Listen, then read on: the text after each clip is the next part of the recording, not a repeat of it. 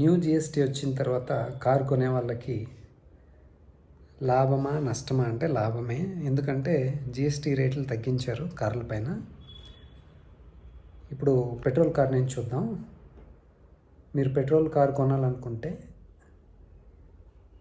Length 4 metre ఉండి engine 1200 cc ఉంటే దానికి 18% ట్యాక్స్ ఉందన్నమాట. అదే కన్నా పెట్రోల్ కారు 1200 cc పైన ఉంటే 40% ట్యాక్స్ ఉంటుంది. అదే లెంత్ కూడా 4 మీటర్ కన్నా ఎక్కువ ఉంటే 40% ట్యాక్స్ అనమాట. అదే డీజిల్ కార్కి వస్తే లెంత్ 4 మీటర్ ఉండాలి, ఇంజిన్ 1500 cc ఉంటే 18% ట్యాక్స్. అదే diesel car if it is more than 1500 cc 40% tax. అంతేకాకుండా లెంత్ కూడా 4 మీటర్స్ కన్నా ఎక్కువ ఉంటే 40% ట్యాక్స్ అనమాట.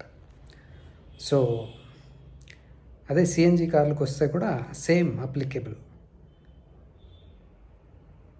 పెట్రోల్ అయితే 1200 cc 4 మీటర్ లోపల ఉండాలి లెంత్, దానికి 18% ట్యాక్స్.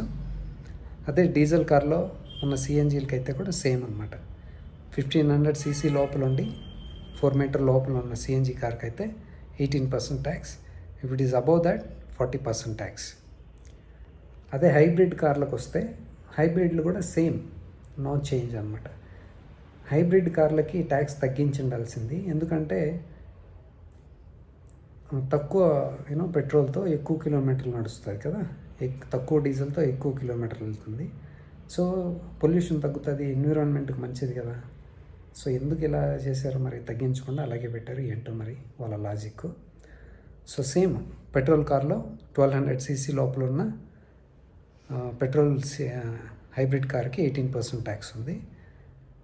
సో అదే డీజిల్లో 1500 cc ఉన్న హైబ్రిడ్కి అయితే 18%. If it is above 1500 cc 40%. So same. అదే ఎలక్ట్రిక్ కార్లకి ముందు 5% ట్యాక్స్ ఉండేది జిఎస్టీ, ఇప్పుడు కూడా సేమ్ ఉందన్నమాట. So government is encouraging electric cars, that is fine. ఈ కొత్త జిఎస్టీ 22nd ఈ మంత్ నుంచి అవైలబుల్ ఉందన్నమాట, అప్లికేబుల్. సో కొన్ని కంపెనీలు అయితే కొన్ని రోజుల ముందు నుంచే వాళ్ళు కస్టమర్స్కి పాస్ ఆన్ చేస్తాం ఇమీడియట్గా అని చెప్పారు.